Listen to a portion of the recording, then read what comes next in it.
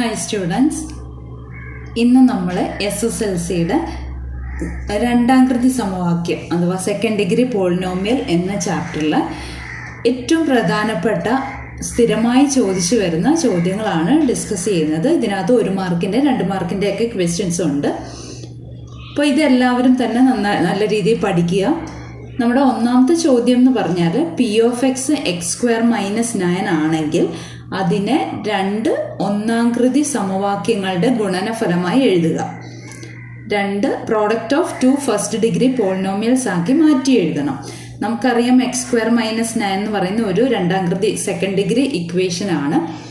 Second degree പോളിനോമിയലിനെ എങ്ങനെയാണ് മാറ്റുന്നത്? x² - 9 എന്നതിന് x+3 × x - 3 എന്ന് എഴുതാം. നമ്മളിത് 8ാം ക്ലാസ്സിലൊരു ഐഡൻറ്റിറ്റി പഠിച്ചിട്ടുണ്ട്. a² - b² = a + b × a - b.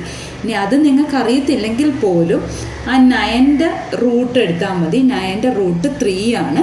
ആ 3 വെച്ച് ആഡ് ചെയ്യുകയും സബ്ട്രാക്ട് ചെയ്യുകയും ചെയ്താൽ മാത്രം മതി. അപ്പോൾ x+3 × x - 3 എന്ന് വരും. ഇനി നമുക്ക് അതേപോലത്തെ 1-2 ക്വസ്റ്റ്യൻസ് ഞാൻ തരാം. അപ്പോൾ ഇവിടെ x² - 16ൻ്റെ റൂട്ട് എടുക്കുക. 16ൻ്റെ റൂട്ട് 4 ആണ്. അപ്പോൾ x+4 × x - 4 എന്ന് എഴുതാം. ഞാൻ ഇവിടെ സ്റ്റെപ്പ് എഴുതി കാണിക്കുന്നില്ല. x² - 4ന് x+2 × x - 2 എന്ന് എഴുതാം. കാരണം റൂട്ട് 4 2 ആണ്. ഇനി രണ്ടാമത്തെ ചോദ്യം എന്ന് പറഞ്ഞാൽ ഇത് സ്ഥിരമായിട്ട് ചോദിക്കുന്നതാണ്. P(x) തന്നിട്ടുണ്ട് x² + 2x + 5. അതിൽ P(1) കണ്ടുപിടിക്കണം. അപ്പോൾ എവിടെ x വരുന്നോ അവിടെ 1 ഇട്ട് കൊടുക്കുക. P(1) എന്ന് പറയുന്നത് എക്സിന് 1 ഇട്ട് കൊടുക്കുമ്പോൾ 1² + 2 × 1 + 5 എന്ന് എഴുതാം. 1² 1 ആണ്, 2 × 1 2 ആണ്, 5 അതുപോലെ എഴുതാം. കാരണം മൾട്ടിപ്ലിക്കേഷനാണ് ആദ്യം ചെയ്യേണ്ടത് കേട്ടോ. അഡിഷൻ ആദ്യം ചെയ്യരുത്, മൾട്ടിപ്ലൈ ചെയ്തിട്ട് ആഡ് ചെയ്യാവുള്ളൂ. അപ്പോൾ ആൻസർ 8 എന്ന് കിട്ടും. ഇനി ഇതേപോലെ 1-2 ക്വസ്റ്റ്യൻ തരാം.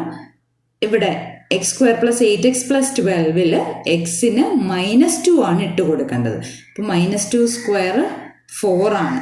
അത് ഓർക്കുക, എന്നിട്ട് ആൻസർ ചെയ്യുക. അടുത്ത ക്വസ്റ്റ്യൻ എന്ന് പറഞ്ഞാൽ x - 1 ഒരു ഫാക്ടർ ആണെങ്കിൽ, x - 1 ഒരു ഘടകം ആണെങ്കിൽ, x² + 2x + kയുടെ ഒരു ഘടകമാണെങ്കിൽ kയുടെ വില എത്രയാണ്? ഇവിടെ നമ്മൾ ഓർക്കേണ്ട കാര്യം എന്ന് പറഞ്ഞാൽ x - 1 ഒരു ഘടകമാണ് അഥവാ ഫാക്ടറാണ്. x - 1 ഫാക്ടർ ആണെങ്കിൽ x = 1 is a solution. x = 1 അതിൻ്റെ ഉത്തരവായിട്ട് കിട്ടും. അതായത് P(1) x = 1 അല്ലേ? അപ്പോൾ x എവിടെയൊക്കെ ഉണ്ടോ അവിടെ 1 ഇട്ട് കൊടുക്കുമ്പം 0 ആയിരിക്കും ഉത്തരം. അപ്പോൾ ഇവിടെ നമ്മൾ x² + 2x + k ആണ് നമ്മുടെ പോളിനോമിയൽ. x² + 2x + k ആണ് നമ്മുടെ പോളിനോമിയൽ. അതിനകത്ത് 1 ഇട്ട് കൊടുക്കുമ്പോൾ 1² + 2 × 1 + k എന്ന് പറയും. അത് 0 ആണ്. കാരണം x - 1 ഒരു ഘടകമാണ് അഥവാ ഫാക്ടറാണ്. അപ്പോൾ 1² 1 തന്നെയാണ്, 2 × 1 2 തന്നെ, പ്ലസ് k = 0. അപ്പോൾ 1 + 2 3 ആണ്, 3 + k 0 ആകുമ്പോൾ k = -3 എന്ന് കിട്ടും.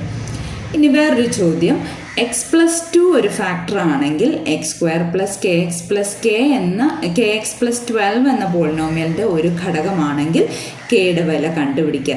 ഇവിടെയും അതുപോലെ തന്നെയാണ്. പക്ഷേ k ഇരിക്കുന്നത് നടുക്കത്തെ ടേമിലാണ്. ആദ്യത്തെ ക്വസ്റ്റ്യനിൽ k ലാസ്റ്റ് ആയിരുന്നു. ഇവിടെ വന്നാലും സെയിം മെത്തേഡ് തന്നെയാണ്. x+2 ആണ് ഇവിടെ ഫാക്ടർ. അതായത് എക്സിൻ്റെ വില -2 ആയിരിക്കും. അല്ലെങ്കിൽ എവിടൊക്കെ എക്സ് ഉണ്ടോ അവിടെ -2 ഇട്ട് കൊടുക്കുമ്പോൾ P(-2) 0 ആയിരിക്കും. അപ്പോൾ അങ്ങനെ -2 ഇട്ട് കൊടുക്കുക. P(-2) എന്ന് പറയുന്ന -2ൻ്റെ സ്ക്വയർ + k × -2 + 12 ആണ്, = 0 ആണ്. -2ൻ്റെ സ്ക്വയർ 4 ആണ്, k × -2 -2k ആണ്, +12 = 0. ഇവിടെ 4 + 12 എത്ര ആണ്? 16 ആണ്. -2k = 0. അപ്പോൾ 2k എന്ന് പറയുന്നത് 16 ആണ്, അല്ലെങ്കിൽ k = 8 ആയിരിക്കും. ഇനി വേറൊരു ചോദ്യം, ഇതും കണ്ടുവരുന്ന ചോദ്യമാണ്. അതായത് ഡയറക്റ്റ് P(1) P(2) ഒക്കെ നമുക്ക് കാണാൻ അറിയാം. ഇവിടെ P(x) - P(3) ആണ് കാണേണ്ടത്. P(x) x² - 5x + 7 ആണ് തന്നിട്ടുണ്ട്. അപ്പോൾ അതിനും നമ്മൾ ആദ്യം P(3) കണ്ടുപിടിക്കും. അപ്പോൾ നമുക്കൊരു വില കിട്ടും. 3² - 5 × 3 + 7. 3² 9 ആണ്, 5 × 3 15 ആണ്, +7. അപ്പോൾ ഇവിടെ നോക്കിക്ക് 9ഉം 7ഉമാണ് പോസിറ്റീവായിട്ടുള്ള നമ്പേഴ്സ്. അത് നമ്മൾ സോൾവ് ചെയ്താൽ മതി. 9, 7, 16, 16ൽ നിന്ന് 15 കുറയ്ക്കുമ്പോൾ 1.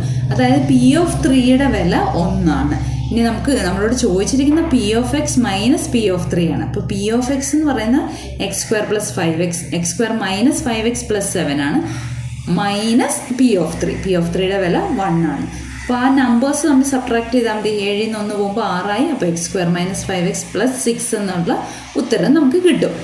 ഇനി അടുത്ത ചോദ്യം എന്ന് പറഞ്ഞാൽ എക്സ് ഒരു നാച്ചുറൽ നമ്പറാണ്. ഇവിടെ x² + 6xൻ്റെ കൂടെ എന്ത് കൂട്ടുമ്പോഴാണ് അതിനെ ഒരു പെർഫെക്റ്റ് സ്ക്വയർ ആക്കാൻ പറ്റുന്നത്? ഇപ്പോൾ x² + 6x ആണ്. നമ്മുടെ എക്സിൻ്റെ കൂടെയുള്ള നമ്പറിനെ എടുക്കുക 6. 6ൻ്റെ പകുതി 3 ആണ്. ആ 3ൻ്റെ സ്ക്വയറാണ് നമ്മൾ കൂട്ടേണ്ടത്. 3ൻ്റെ സ്ക്വയർ 9 ആണെന്നറിയാമല്ലോ. ആ 9നെ നമ്മൾ കൂട്ടുമ്പോൾ x² + 6xൻ്റെ കൂടെ 9 കൂട്ടുമ്പം അതൊരു പെർഫെക്റ്റ് സ്ക്വയർ ആകും. ഇനി പെർഫെക്റ്റ് സ്ക്വയർ ഇത്ര ഉത്തരം എഴുതിയാൽ മതി ശരിക്കും. ഇനി എങ്ങനെ പെർഫെക്റ്റ് സ്ക്വയർ ആകുന്നതെന്നും കൂടെ കാണിച്ചു തരാം. ഇത് x+3² ആണ്. ഉണ്ടോ, സ്ക്വയർ ഇട്ടിട്ടുണ്ട്. അപ്പോൾ അതൊരു പെർഫെക്റ്റ് സ്ക്വയർ ആണ്. അങ്ങനെയുള്ളതിന് മാത്രമേ അങ്ങനെ സ്ക്വയർ ഇട്ട് എഴുതാൻ പറ്റത്തുള്ളൂ. അപ്പോൾ 9 വരെ ചെയ്താൽ മതി. ഇനി അതേപോലെ വേറൊരു ക്വസ്റ്റ്യൻ ഹോംവർക്കായിട്ട് തരാം. x² - 4x ആണ്. ഇവിടെ -4x ആണ്. മൈനസ് ആയാലും പ്ലസ് ആയാലും പ്രശ്നമില്ല. ആ നമ്പർ എടുക്കുക, അതിൻ്റെ പകുതി കാണുക, പകുതി കണ്ട് കിട്ടിയ ഉത്തരത്തിൻ്റെ സ്ക്വയർ കാണുക. അത് നമ്മൾ കൂട്ടുമ്പോൾ എപ്പോഴും അതൊരു പെർഫെക്റ്റ് സ്ക്വയർ ആയിരിക്കും. അടുത്ത ചോദ്യം എന്ന് പറഞ്ഞാൽ x² + 8x product of 2 first degree polynomials ആക്കി മാറ്റണം. 2 ഒന്നാംകൃതി ബഹുപദങ്ങളുടെ ഗുണനഫലമായിട്ട് എഴുതണം. ഇവിടെ നമ്മുടെ ക്വസ്റ്റ്യൻ x² + 8x ആണ്. അതിലെ ഒന്നാം പദം x²ഉം രണ്ടാമത്തെ പദം 8x ആണ്, +8x ആണ്. രണ്ടിനകത്തും x ഉണ്ട്. ആ എക്സിനെ നമ്മൾ പുറത്തെടുത്തിട്ട് ബാക്കിയുള്ളതിനെ ബ്രാക്കറ്റിനകത്ത് ഇടണം. അപ്പോൾ x²-നകത്തുനിന്ന് 1xനെ പുറത്തെടുത്ത് കഴിഞ്ഞാൽ ബ്രാക്കറ്റിനകത്ത് 1x വരും. പിന്നെ 8x-നകത്ത് 1x പുറത്തെടുത്ത് കഴിഞ്ഞാൽ ബാക്കി 8 ഉണ്ട്. ആ +8ഉം കൂടെ എഴുതുക. അടുത്ത ചോദ്യം എന്ന് പറഞ്ഞാൽ x² + 7x + 10നെ 2 ഒന്നാംകൃതി ബഹുപദങ്ങളുടെ ഗുണനഫലമായിട്ട് എഴുതണം. അപ്പോൾ ഇവിടെ x²ഉം x ടേമും കോൺസ്റ്റൻറ്റ് ടേമും ഉണ്ട്. അപ്പോൾ നമ്മൾ എന്താ ചെയ്യേണ്ടതെന്ന് വെച്ചാൽ ആ കോൺസ്റ്റൻറ്റ് ടേമിനെ നമ്മൾ എടുക്കണം. അതായത് ഇവിടെ 10 ആണ്. ആ 10നെ ഗുണനഫലമായിട്ട് കിട്ടണം. പ്രോഡക്റ്റായിട്ട് 10 കിട്ടണം, കൂട്ടുമ്പോൾ 7ഉം കിട്ടണം. അങ്ങനെയുള്ള നമ്പേഴ്സിനെ നോക്കണം. അപ്പോൾ 5ഉം 2ഉം ആണല്ലോ കൂട്ടുമ്പം 7ഉം ഗുണിക്കുമ്പോൾ 10ഉം കിട്ടുന്നത്. അപ്പോൾ x+5ൻ്റെ x+2 അതിനെ എഴുതാൻ പറ്റും. തന്നിരിക്കുന്ന x² + 7x + 10നെ എഴുതാൻ പറ്റും. ഇതുപോലത്തെ കുറേ ചോദ്യങ്ങൾ ഉൾപ്പെടുത്തിയ ഒരു വീഡിയോ ഉണ്ട്. ഈ ഒരൊറ്റ മെത്തേഡ് മാത്രം വെച്ചിട്ടുള്ള ഒരു വീഡിയോ അപ്ലോഡ് ചെയ്തിട്ടുണ്ട്.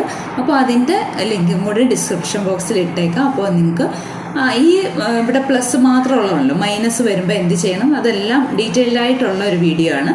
അപ്പോൾ അത് നിങ്ങൾക്ക് കണ്ട് കൂടുതൽ പ്രോബ്ലംസ്, ഇതേപോലത്തെ പ്രോബ്ലംസ് സോൾവ് ചെയ്യാൻ പറ്റും. അപ്പോൾ ഈ ചോദ്യങ്ങളെല്ലാം തന്നെ സ്ഥിരമായിട്ട് ചോദിച്ചു വരുന്ന ചോദ്യങ്ങളാണ്. അപ്പോൾ എല്ലാവരും എഴുതി പഠിക്കുക. ഓക്കെ.